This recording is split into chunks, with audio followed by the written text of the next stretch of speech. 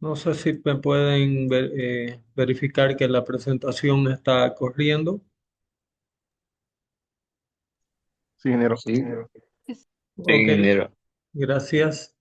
Bueno, entonces el día de ayer vimos, ¿no? La parte inicial de lo que eran estructuras de acero, vimos algunos modos de falla, vimos cómo determinar, vimos cómo se desarrollan los conceptos de resistencia de elementos traccionados, tanto desde el punto de vista del el criterio de sección bruta como de sección neta. La sección bruta empleamos la tensión de fluencia. En la sección neta usamos la resistencia última tracción y el área bruta es el área total de la sección transversal sin reducción. Y el área efectiva es cuando tenemos una reducción de resistencia por presencia de cambio de sección, configuración de conexiones, como ser presencia de tornillos. Vimos también algunos mecanismos de fallas, ¿no? Cuando tenemos líneas de conexión. Vimos un ejercicio de aplicación. Y lo que vamos a ver ahora es un criterio que es bastante importante. ¿Alguien ha oído hablar de fatiga?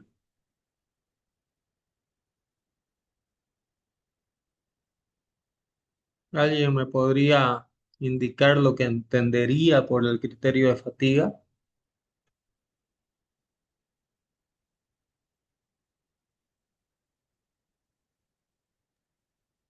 ¿Es como cansancio del material o cómo sería el tema? Sí, de la forma más simple, ¿no? Y entendible podríamos interpretarlo como un cansancio de material.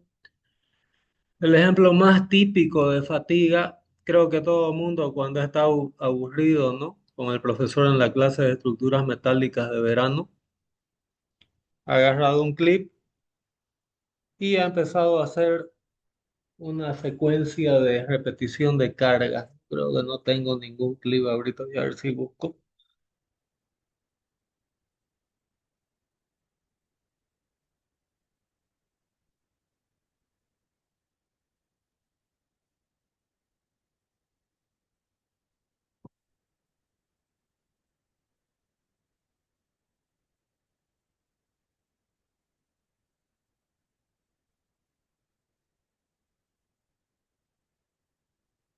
Bueno, no tengo a mano, pero imagínense ustedes un clip que tiene esta forma. Si ustedes alargan e intentan romper el clip, ¿no? Por un esfuerzo de tracción,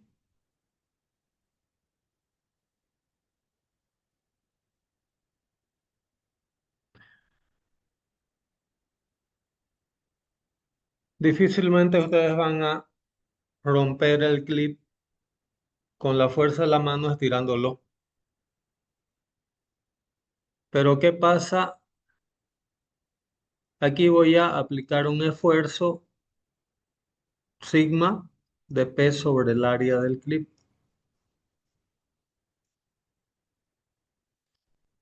¿cierto?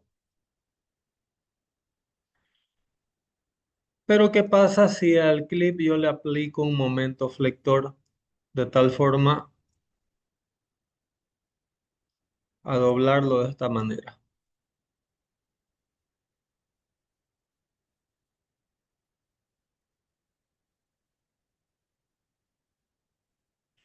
¿Qué va a pasar? También le estoy aplicando tensión, ¿no? El clip tiene una sección transversal.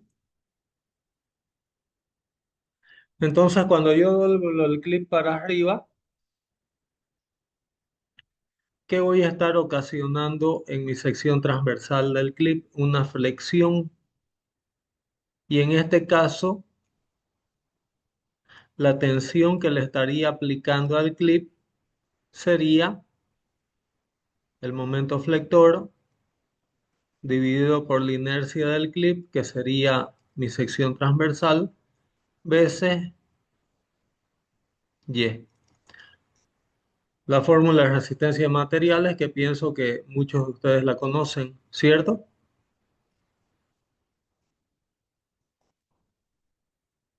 Sí, ingeniero. Gracias, Abel. A esta tensión le voy a llamar sigma 1.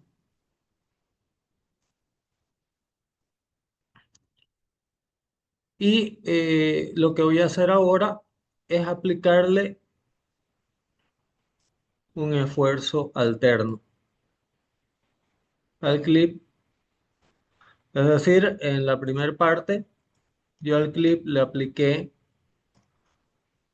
si vemos que esta es la tensión transversal, yo le apliqué tracción a nivel de fibra inferior. Si yo invierto este momento flector en el clip,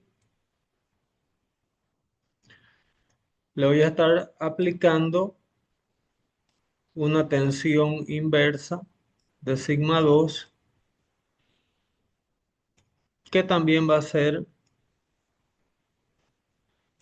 el momento dividido por la inercia veces y. ¿Ok? Si yo nombro este momento flector negativo, voy a tener una tensión negativa. Entonces, ¿qué pasa con esta situación? ¿Alguien ha roto un clip haciendo alternando esfuerzo? ¿Alguna vez han hecho ese experimento? Un alambre, Inge. O alambre. Creo que más de uno de ustedes lo ha hecho, ¿no? Sí, ¿Quién cuando no? lo hacemos muchas veces se raja y se rompe, en este caso el alambre. Yo hice una vez así. Sí. Quien no lo ha hecho puede hacer con un clip de papelería o con algún alambre la prueba. Entonces, ¿qué es lo que pasa aquí? Eh, si yo trazo un gráfico de tensión versus número de aplicaciones,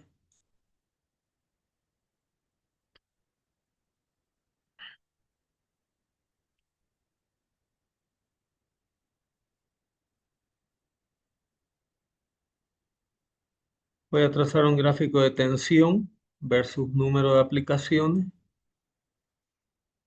y voy a decir aquí que delta sigma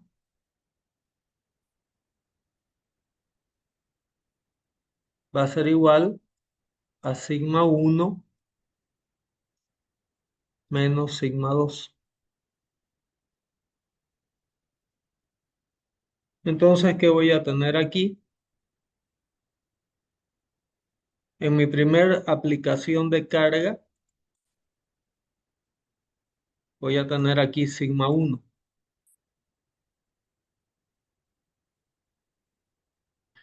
Y en mi segunda aplicación de carga,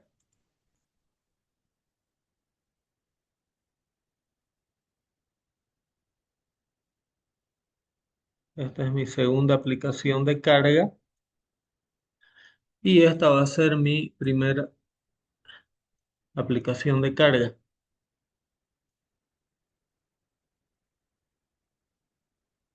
¿Ok?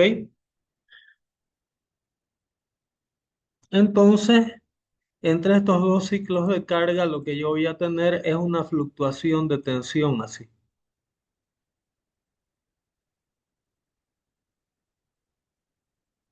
¿Está entendido ese gráfico?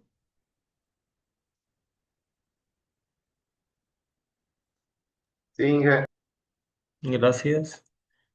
Entonces aquí voy a tener un valor de tensión de sigma 2.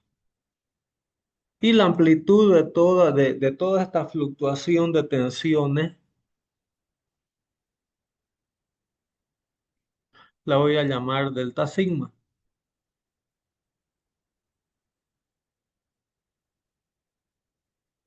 Entonces, si aquí yo hago que sigma 1 es igual a sigma 2, yo voy a tener que mi delta sigma, es decir, delta sigma es la fluctuación total de tensiones que yo tengo entre un ciclo de carga y con respecto al otro. Entonces aquí mi fluctuación total de tensiones va a ser 2 sigma uno, ¿cierto?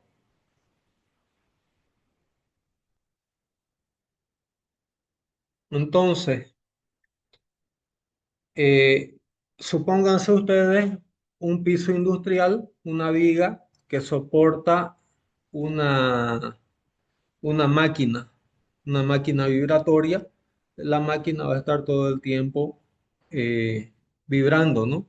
Entonces, en el caso del clip, si yo aplico muchas veces esto, voy a tener una colección, ¿no? De ciclos de tensión de un lado y tensión del otro.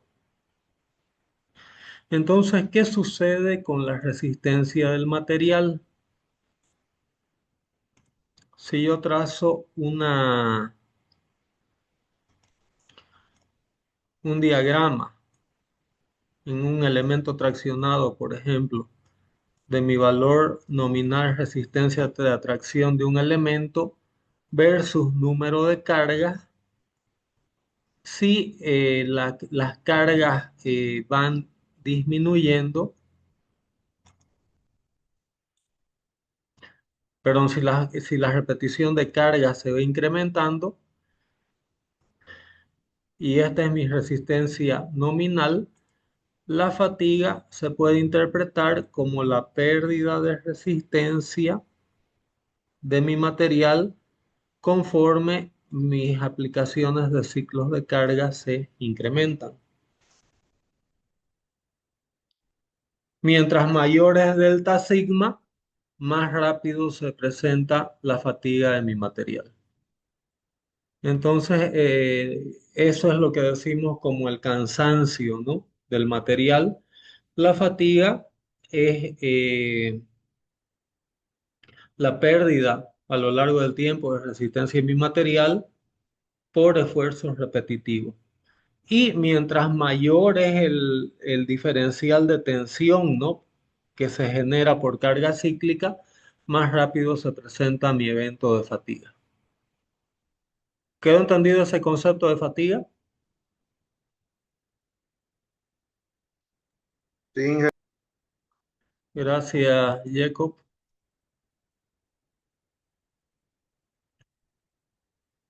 Bueno,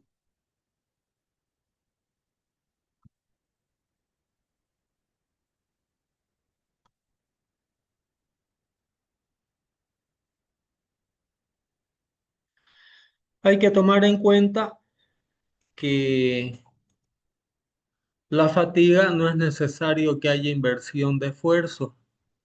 La fatiga se puede dar, por ejemplo, en una viga isostática de puente por la carga móvil que pasa. Entonces, por ejemplo, cuando nosotros analizamos la fluctuación de tensiones con el número de ciclos que se desarrollan en el tiempo, entonces en este caso, por ejemplo, yo puedo tener un caso de fatiga de este tipo,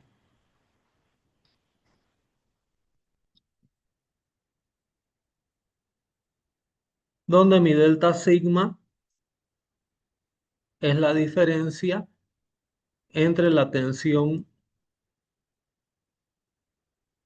mayor y menor.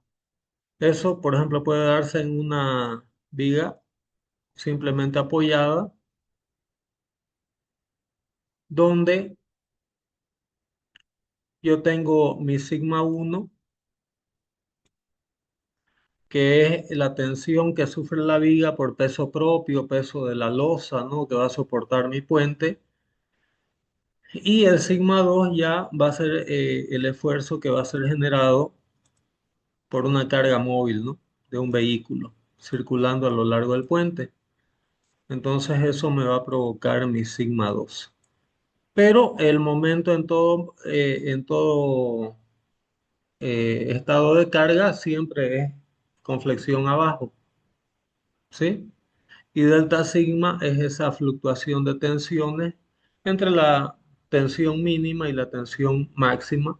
Y en estos casos ambas son positivas porque el momento flector que producen ambas son en el mismo sentido. Y el delta sigma se calcula por la diferencia, ¿no?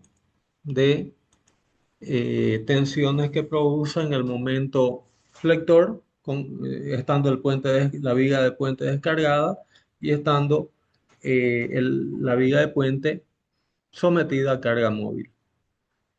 ¿Entendido hasta ahí?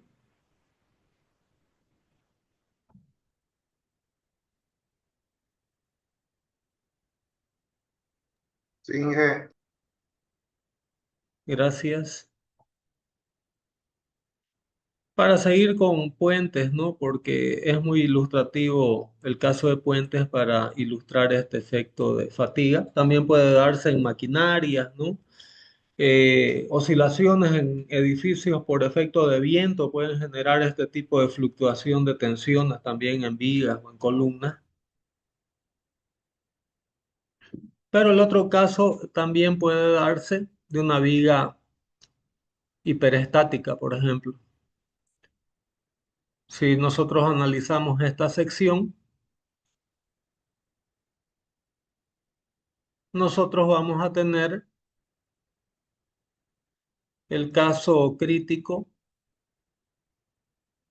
cuando la carga móvil esté directamente sobre mi sección de análisis. Entonces, aquí nosotros vamos a tener un momento flector determinado bajo esta carga y vamos a tener, por ejemplo, una tensión máxima, por dar un ejemplo. Pero cuando un vehículo, ¿no? esté circulando en este tramo,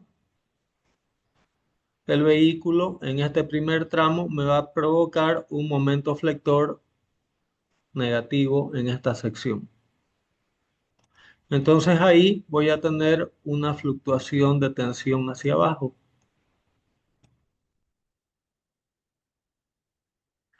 Y esta sección transversal puede interpretarse que a lo largo de su vida útil va a estar sometida a una inversión de esfuerzos, ¿no? Entre esfuerzos de de tracción arriba y esfuerzos de tracción abajo. Y en ese caso, el efecto todavía puede ser más crítico porque ahí la amplitud que yo tengo de variación o fluctuación de tensión es mucho más amplia que cuando yo solamente tengo en el mismo sentido mi fluctuación, ¿no? La fluctuación de tensión puede darse con inversión del sentido del esfuerzo hacia arriba o hacia abajo, y eso por lo general hace más crítico el efecto de fatiga, como es el caso típico del alambre, ¿no? Si ustedes agarran el alambre y solo flexionan varias veces hacia arriba o varias veces solo hacia abajo, van a tener que aplicar más ciclos de carga de doblado que si lo hicieran para arriba y para abajo, para arriba y para abajo, pueden hacer el experimento haciendo una inversión de esfuerzos, significa muchas veces una mayor amplitud de esa fluctuación de tensión que lleva a la ruptura del material de manera más rápida. ¿Quedó entendido hasta ahí? Sí, ingeniero. Ok, gracias, Kelly.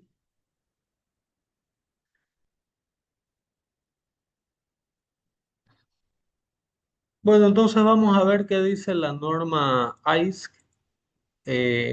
La fatiga es muy crítica en acero, mucho más crítica que en hormigones, ¿no? Eh, en el diseño convencional de estructuras de acero, el aspecto de fatiga generalmente se considera cuando yo estimo que mis ciclos de carga van a ser superiores a los 20.000 ciclos. Es decir, yo estimo que mi estructura va a recibir más de 20.000 repeticiones de carga.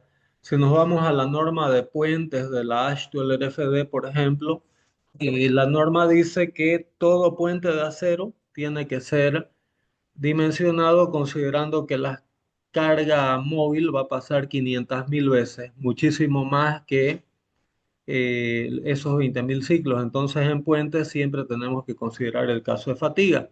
Ahora, si estamos considerando una vivienda familiar, digamos una viga de acero, difícilmente vamos a poder prever, vamos a tener una situación de más de 20.000 ciclos de carga, ¿no? Entonces, la fatiga se considera cuando tenemos más de 20.000 aplicaciones de carga. También puede ser que la fluctuación de tensiones sea muy baja. Entonces, la norma dice que cuando la fluctuación de tensión FTH no supera una tensión FTH, tampoco necesitamos considerar fatiga. Y FTH está tabulado, ¿no? En la tabla A31, que la vamos a ver ya. Eh, y la tensión máxima permitida en picos de carga cíclica no puede superar a 66% de la tensión de fluencia, ¿no? Eh, y aquí, en el caso de inversión de tensión, la amplitud del pico debe considerarse como la suma total de las tensiones repetitivas de tensión y compresión o de las máximas tensiones de corte de dirección opuesta en el punto probable de inicio de la fractura. Es un poco lo que les decía, ¿no? Cuando nosotros estamos analizando, por ejemplo, una oscilación de tensión de este tipo, este delta sigma no puede superar el 66% de la tensión de fluencia. ¿Ok? Y cuando yo tengo esfuerzos de tracción o compresión o de momento flector de un lado y del otro, lo que dice el párrafo es que delta H se considera como la amplitud total entre los ciclos de esfuerzos alternos. ¿Está entendido hasta ahí?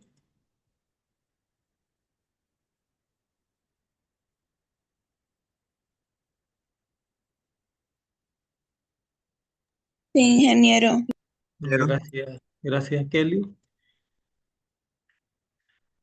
Vamos a ver en la segunda parte del día de hoy que hay diferentes situaciones en estructuras metálicas que tienen diferentes configuraciones, ¿no? Entonces, hay diferentes categorías de, de conexiones metálicas, de secciones transversales metálicas que las normas ICE y también las ASHTO, ¿no? De puentes han clasificado categorías de situaciones de fatiga como A, B, B', C, D y E'. Vamos a ver ya en unos gráficos qué son esas categorías y de qué tratan estas, ¿no? Entonces, esa fluctuación de tensión máxima que puede tener una conexión metálica o una viga de acero o un angular o una sección WT que está sometida a tracción, la máxima tensión oscilante de fatiga que puede tener no debe superar a una tensión admisible que está dada por esta expresión. FSR tiene que estar dada por 1000 veces un parámetro CF sobre NCR elevado a la 0,333. Eso en el sistema imperial y en el sistema métrico, la tensión de fatiga máxima admisible que puede tener un elemento o una conexión metálica está dada por 6.900 veces CF sobre NSR elevado a la 0,333 y siempre estos son valores que sobrepasan la, que sobrepasan la, la tensión abajo de la cual no hay fatiga. Entonces, ¿cómo se resuelve esto? Supongamos que tenemos una, un elemento de acero que está sometido a tracción, a ciclos de tracción y a ciclos de compresión.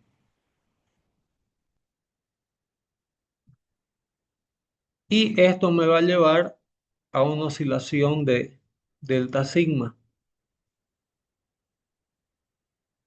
Si este valor delta sigma es inferior a mi límite admisible de fatiga FTH,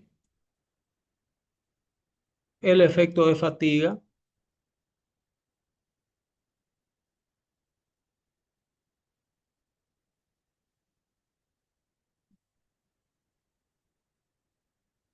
el efecto de fatiga no se considera. Por el contrario, si mi valor, aquí es FTH, perdón, si mi valor delta sigma es mayor a FTH,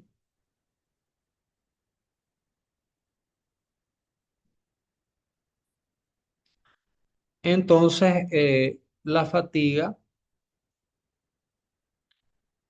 debe considerarse